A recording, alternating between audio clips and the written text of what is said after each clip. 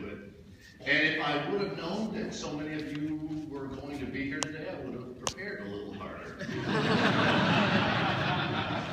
But nonetheless, I don't want to steal any of his previous thunder, but I also wanted to thank this remarkable band that Mr. Rich High and their wonderful directors. You know, everybody in our profession works hard. Nobody has to be told how hard band directors work. Middle school and high school band directors, hardest job in the world, you know. But no one works harder than the staff at this school. They are truly devoted people, and I know that their students know it, and I know that they love their students love it. So it's a perfect example of, you know, what an ideal band program is supposed to be. So Mr. Christian and his staff, thank you guys very much for allowing me to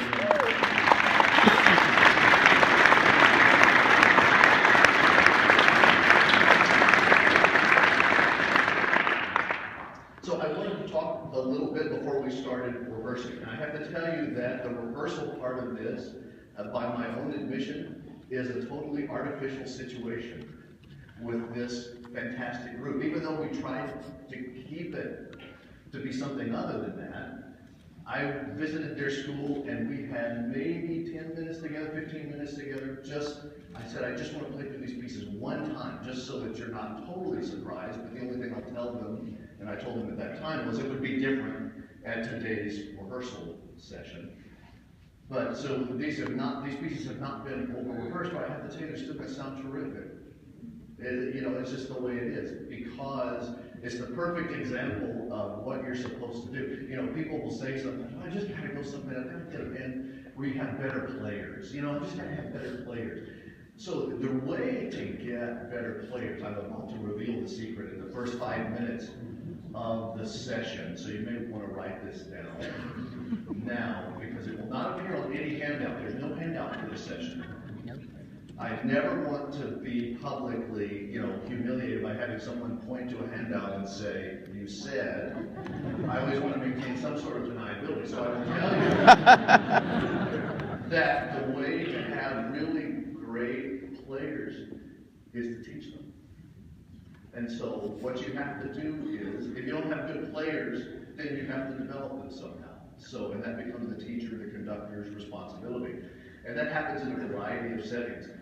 With this particular group, it doesn't necessarily happen at a fundamental stage within the ensemble, even though there's constantly, one of the big points that I wanted to try to make today is, you teach everything all the time. I mean, that's just what happens in a rehearsal. So you're constantly teaching everything, every minute. When they play their concert, when any of the outstanding groups that have played, there have been many at this conference, when they played their concert, you didn't look up and see someone sitting there with their legs crossed, or with lousy posture, because you just teach that all the time. But everybody knows that's, you know, play your instrument that way. Because it's been ingrained from the earliest moments, and it happens at every time in rehearsal. It never has to be brought up, because everyone knows that to play beautifully, which is the goal, then all of the fundamentals need to be dealt with previously. So it brings up the question is rehearsing an art, or is it a craft? Or is it both? Because I think there's certainly both elements in it. What we want is to have an artistic experience for our students. We want to somehow elevate them, to put them in touch with the music so that they feel it, so it's internalized, and so that they're able to express themselves and find out a little bit more about themselves through playing music. We can only do that if you can really do it. And to be able to do that, then that means there's a certain amount of craft that has to take place. So it is a combination of both. I used to say, well, it's only art. It should be about art 100% of the time. But I was reminded I saw this great DVD, which I've been trying to get for at least 10 years. And I finally found the source for it. And it was from a very obscure PBS series that was called Chef's Story. And it had 27 episodes, 30-minute episodes. And it was produced by a public television station, I think in Iowa. And they finally made the DVDs available, and it's actually a pain to try to get it. But I'm going to tell you, you should try to search this out, and if you find out, you can Google it, Chef's Story, and you're taken to the PBS site. And if you ask them to put it on Amazon, they will put it on Amazon for you so you can purchase it. Seems like an archaic way to do it, but you have to do it, it's like one at a time. You know, and if you're not the person there waiting for it to appear, because these things are like cult items. But the one that I would recommend to everyone is an interview with a chef by the name of Andre Solder, who was the owner chef of Moutesse restaurant in New York for many, many years. And it's a beautiful interview. If you can get past the kind of annoying questions of the person, when he's allowed to talk, it's really beautiful.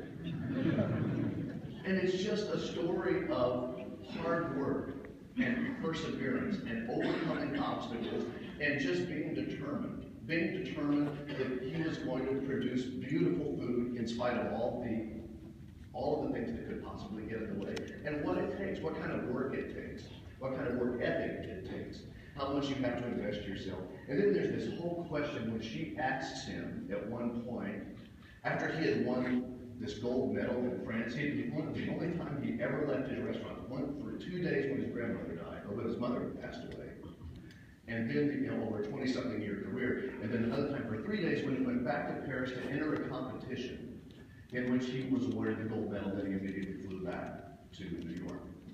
And those are the only times he ever left. And she said, well, as a result of that, I mean, would you say that the food that you were creating, is it art? Or is it, and he said, don't give me anything, it's not art. Because he said an artist, what they do is they produce something that's beautiful. And they work and they invest their entire life, their entire career, they work very hard to make something that's beautiful, and then the next day, if they want to take a rest, they can take a rest. And then they wait until the motivation strikes them again, and then they produce something beautiful. He said, to do what we do, it's actually craft, because it's something beautiful, but we have to produce every day, twice a day. Lunch service, dinner service. Everything has to be perfect, and it has to be the same, actually, every time. It doesn't be different because people have an expectation. So there is a difference between the two things. So all of the onions have to be sliced in a certain way. All of the carrots have to be cubed the same way. All the celery has to, so your mise en place has to look exactly right every time. So it's a different sort of thing than producing art and starting from the scratch. So what we do, I think, in a rehearsal is a combination of the two things. What we're trying to do is to get at people's souls, but we also have to do it within a certain framework. So there are two pieces that we were going to share with you today. Not only a poem from the other day.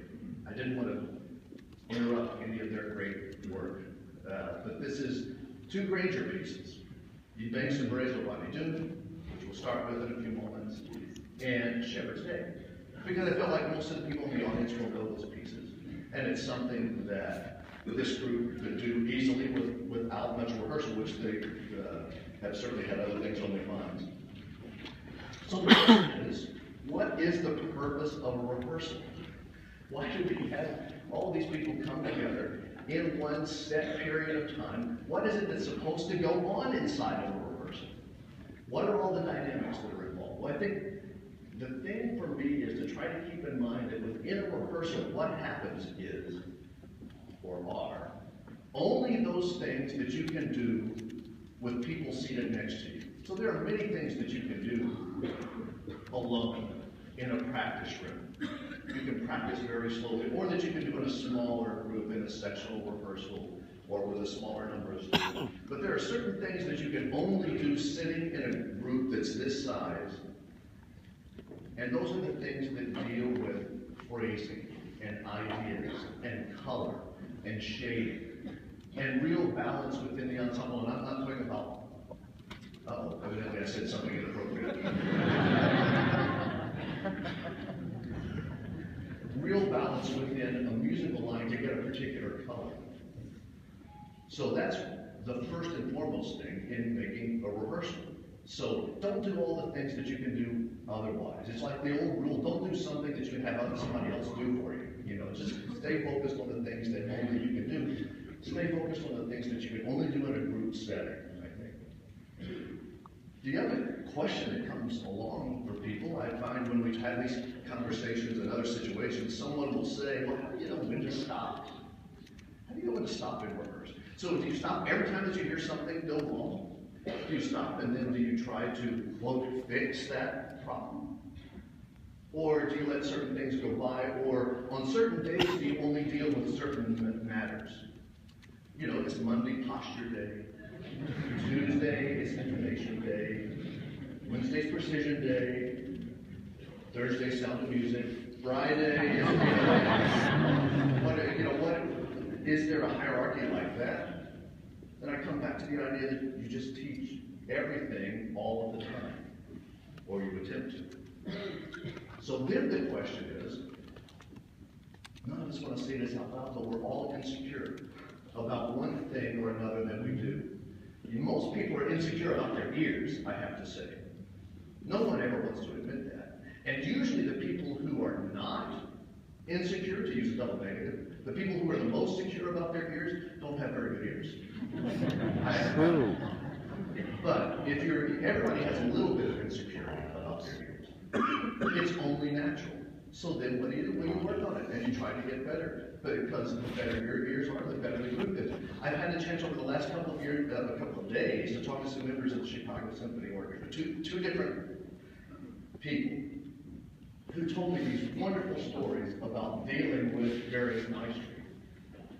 One of them talking about Ricardo Muti, who the Chicago Symphony adores. They love him. To a person, they are in love with Maestro Muti. And if you've ever seen him in rehearsal, you know, it is incredibly impressive without him trying to be impressive. It's just amazing. The man can solfege faster than you've ever heard anyone solfege before, right on pitch. And so he solfeges scales for the string players that are just faster than I could. If I wrote it down and practiced for 10 years, I couldn't do it that fast. It's really extraordinary. But one person was telling me about being on tour and playing a concert in the Musikverein last summer that Maestro Muti was conducting. And he said he came to a place in a piece, and he said, you know, I had that momentary thought before I played G sharp or G natural? G sharp, yes, okay. And he played the right note. He said he played the right note, it was fine, but he did have that thought that all of us can relate to as performers, you know. And he said as soon as he played the G sharp, Moody looked at him like, you know, like something was different about that. And he sort of shrugs and goes on. So he, you know, somehow in an orchestra of 100 people, in a thick texture, he had a moment of hesitation and still played one time and still played the right note, and he still got, you know, from the maestro. Another person, I don't think you would mind my telling this, but Steve Williamson, who was at the Met playing with Maestro Levine in a 4.5-hour long Wagner rehearsal. You know, he said you blow through a reed in that amount of time, so he had to change reeds. And so he said he puts on a reed after he just played a solo. They're going back to do a passage again. He puts on a different reed. And he said, admittedly, and he did this on purpose because he had the reed marked, and so he moves it over probably a 64th of an inch from where it was before. And he tightens it down, comes in, he plays the solo. And so they go on and they rehearse different things. And then he said, Maestro Levine said, you know, Steve, something was different about the solo, just this last time. Again, in a Wagner opera with that sort of texture, you know, so Steve said, hey, would you quit listening like that? That's, you know, but it's totally natural. So some people have that gift. Some of us don't have that gift. And so all that means is we just have to work on it, and we have to know that we don't have that gift, and we try to somehow compensate for that by listening the best that we can. And maybe that means then that you record your rehearsals and play them back. And you try to listen in a little bit more detail. Maybe you listen to them with headphones on. And that doesn't mean that you do it every single time, but at least if you do it once a week, one rehearsal once a week, that doesn't cost you that much time. And then you can delve into analyzing yourself to see, was I actually on task? Was I rehearsing what needed to be rehearsed at that particular moment? Or was I missing the point altogether of what was going on? I was addressing the clarinets and they really weren't the problem at all. It was the bassoons. And somehow I wasn't dealing with that. Or that, you know, that intonation is actually kind of here I am, I'm persevering, you know, perseverating about that intonation, and actually it's a little better than I thought it was, but boy, I'm totally missing the fact that the tubas have the wrong piece up back there. You know? So, you know, there are all sorts of ways that you can deal with this, and all it requires, but it comes back to work every time. My good friend and colleague Bob Duke, who's on our music and human learning faculty with some of his graduate students a number of years ago now, did a research project, because that's what you do if you're on the music ed faculty. They did a research project on what happens inside a rehearsal. And what they did was they took people who were very professional, people who had been at this a long time, who were sort of recognized as being great rehearsers, and they just had video footage. People went in and they just recorded an entire rehearsal. And then they also had people who had been doing this for 2 or 3 years in the public schools, and then they also had neophyte teachers, young teachers doing their student teaching who really hadn't done much of this at all. And they evaluated all 3 groups to see if there were any connective tissues that ran through everything. And the group of successful rehearsers that they selected, they're all the names that you would think would be on. If you were going to come up with 10 names of people who I bet these people are good rehearsers, were those were the people that they looked at. And we would all have pretty much the same list. And he said, you know, actually there was a common thread that went through those rehearsals. And what they did was they broke it down into what they called rehearsal frames. So, meaning that the group is playing, they stop, and something then begins to happen. Whomever is conducting begins to say something, they isolate something, they break it down, and then at some point, the performance goes back into motion in the rehearsal. So that they call the rehearsal frame. So what is it that happened inside that rehearsal frame? From the successful people, the experienced people, it didn't happen with the younger people. And the thread was that really there wasn't a lot of difference, except that the more experienced people, what they would do is they would always put it back into context, instead of just leaving it alone. I've mentioned the problem, that's it, it's now fixed, and that chord is in tune, and it's well balanced, and then they just go right on. But what would happen with Mr. Fennell, or Mr. Reynolds, or whomever the people were that would be in that top group? They would go back and they would start 10 bars before, 20 bars before, at the beginning of it, and they would play through that moment to make sure that it was now in context. And the amazing thing was, there was actually evidence that it stuck if you did it that way. But if you just mentioned it, if you just addressed them, and then quickly went on, because we're running out of time and the bus is coming, I know, and so we've only got a few more minutes, so we're just going to move on, then the next time they came to that spot, there was a problem again. So it seemed like a basic concept. But I don't know that it ever actually been codified. But it is something that if you can just go back, not worry about the pressure of time, and just put something into context, I think it does help the musicians, because that's what we're trying to do, is get the students to then understand what the feeling of that moment is in context of the music. So it doesn't become just an isolated event, but it becomes part of a larger line. The next thing I'll say before we actually begin to play a little bit is that it all really comes around to listening. When I talk about ears, the conductor's listening, it comes down to listening in the ensemble. And the ensemble needs to learn how to listen to one another. And that doesn't only affect intonation, but it affects balance, and it affects every other rhythmic precision, pulse, subdivision. It all has to do with listening somehow. And so the students need to know, and now when I say students, I'm talking about the members of the Chicago Symphony or the members of the University of Texas Wind Ensemble or the whomever, not just high school and middle school age students. Everybody's a student. We all are. So it's all about listening and having the largest possible ears and knowing how to listen and where to listen. That seems to solve everything in a way. There was